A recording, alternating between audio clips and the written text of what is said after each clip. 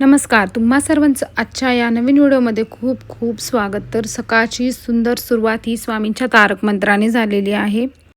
तर आज आहे गुरुवार आणि आजचा छोटासा डेली ब्लॉग मी तुमच्यासोबत शेअर करत आहे.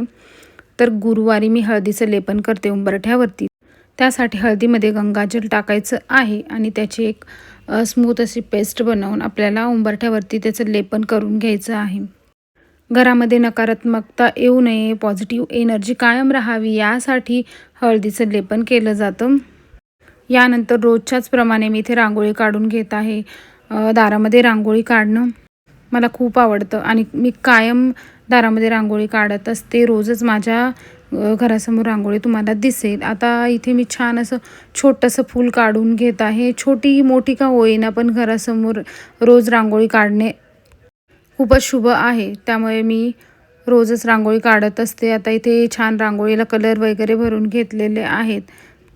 सकाळची सुरुवात अशी सुंदर शांत झाली ना, मग दिवससुद्धा खूप छान जातो. तर अशा प्रकारे उंबरठा दिसत आहे. यानंतर ना मी देवपूजा करून घेतलेली आहे. ते मी काय आता तुमच्यासोबत शेअर केलेलं नाही. पूर्ण देवपूजेचा जो व्हिडिओ आहे ना, तो पण मी तुमच्यासोबत एखाद्या वेळेस नक्की शेअर करेन आणि याआधीसुद्धा मी एक व्हिडिओ शेअर केलेला आहेच.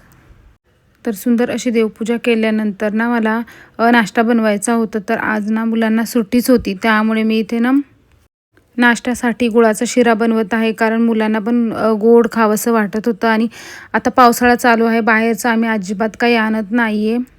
त्यामुळे घरीच पौष्टिक पदार्थ बनवण्यावर माझा भर असतो. आता इथे मी गुळाचा शिरा बनवत आहे ना, ती रेसिपी मी थोडक्यात तुमच्यासोबत शेअर करते आहे. तर यासाठी ना 1 वाटी जाड रवा मी घेतलेला आहे. तो आपल्याला पहिल्यांदा तसाच कोरडा भाजून घ्यायचा आहे.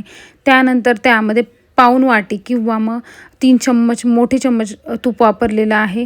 तूप घालून आपल्याला व्यवस्थित मिक्स करून भाजून घ्यायचं आहे. आणि गुळाचा शिरा ना खूप पौष्टिकसुद्धा असतो. साखरेला स्किप करून गुळाचाच शिरा मी बनवत असते सध्या तरी. आता इथे काही ड्रायफ्रूट्स वगैरे मी यामध्येच घालून घेतलेले आहेत.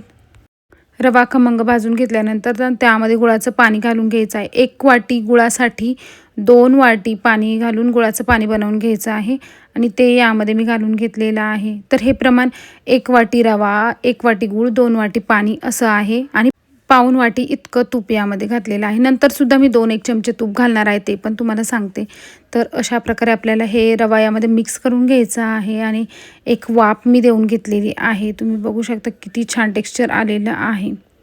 आता नाश्ता वगैरे पण झाला आणि माझा स्वयंपाक पण बनवून झाला. यानंतर ना मला गहू चाळायचे होते. हे समोर जे दिसत आहे ना, तर ते गहू माझ्या वडिलांकडून आलेले आहेत. अजून एक अशीच गोणी भरून गहू आहेत. तर म्हटलं थोडे थोडे नीट करून ठेवावेत. मग खरं तर आता बाहेर पाऊसच पडतो आहे, पण हे गहू असे जर ठेवले तर नक्कीच त्याला कीड वगैरे लागेल. म्हटलं आता उशिरा का होईना आपण हे चाळून ठेवूयात. ऑलरेडी ते चाळलेले आहेत, पण पूर्णपणे स्वच्छ केलेले नाही आहेत. त्यामुळे मग दळण करण्या अगोदर परत रोज रोज असं घरामध्ये पसारा होण्यापेक्षा ना म्हटलं एकदाच हे स्वच्छ करून ठेवावेत. तेच मी करायला घेतलेलं होतं. तर त्यामुळे घरामध्ये तुम्ही बघू शकता किती पसारा झालेला होता. पण म्हटलं पसारा होऊ द्या, पण आज हे काम पूर्णच करून घेऊयात.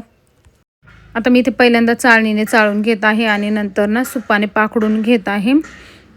आणि म्हटलं एवढा ड्रम भरून का होईना, पण गहू स्वच्छ करून ठेवूयात, म्हणजे मग वेळेवर धावपळ होत नाही आणि मग पटकन दळण वगैरे करून आणता येतं. खरं तर गहू केव्हापासून काढून ठेवलेले होते, पण आम्हालाच ते आणण्यासाठी उशीर झाला आणि मग आता पाऊस पण सुरू झालेला. त्यामुळे ऊन तर काही देता येणार नाही आणि गहू छान वाळलेले पण आहे. त्यामुळे ऊन देण्याची पण गरज मला काही वाटत नाही आहे. पण ते स्वच्छ करून ठेवण्याची नक्कीच गरज होती.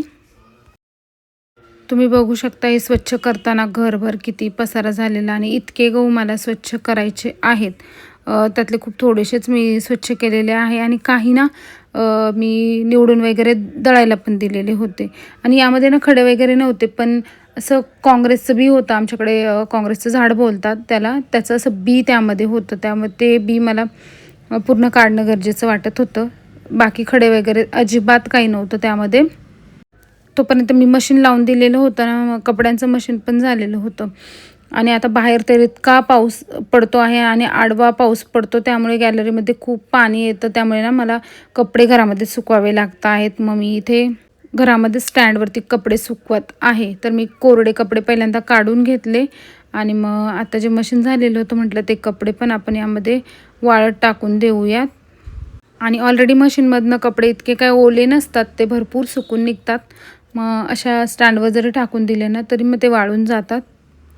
आता घर म्हटलं म्हणजे मधून खूप सारे कामं करावे लागतात. मग दळण एका बाजूला राहिलं आणि आता हे काम मी करायला सुरुवात केली. म्हटलं कपडे पहिल्यांदा टाकून देऊयात म्हणजे सुकले जातात. कपडे वाळत टाकल्यानंतर ना मग मी खूप सारं दळण वगैरे केलं. तरी अर्धं झालं होतं आज आणि यानंतर ना मी सर्व आवरून वगैरे ठेवलं आणि मला एक ब्लाऊज अर्जंटली कट करायचा होता. तो मी इथे कट करायला घेतलेला आहे आणि पहिल्यांदाच मी अशा प्रकारे हाय नेक म्हणजे झिरो नेक ब्लाऊज कट करते आहे आणि स्टिच करते आहे. तो कसा बनणार आहे ना ते पण मी तुमच्यासोबत शेअर करणार आहे. मला ना असे वेगवेगळ्या टाईपचे ब्लाऊज शिवायला खूप आवडतं आणि मला कुणी शिवलेले ब्लाऊज इतके फिटिंगला बसतच नाही. मग मी स्वतःच माझे ब्लाऊज आणि ड्रेसेस वगैरे कट करत असते. ते पण मी तुमच्यासोबत शेअर करेनच. मी स्टिच केलेले ब्लाऊज तुम्हाला बघायला आवडतील का ते पण मला तुम्ही कमेंट्स करून सांगूच शकता. आणि तुम्ही अजून पण चॅनलला सबस्क्राईब केलेलं नसेल तर नक्की चॅनलला सबस्क्राईब करा, लाईक करा, शेअर करा, कमेंट्स करा. तर आता मी हा ब्लाऊज स्टिच वगैरे करणार आहे. तर तुमच्यासोबत स्टिच केल्यानंतर ब्लाऊज कसा बनतो ते पण शेअर करणार आहे. आणि आजच्यासाठी इतकंच. पुन्हा भेटूया एका नवीन व्हिडिओमध्ये. तोपर्यंत बाय, धन्यवाद.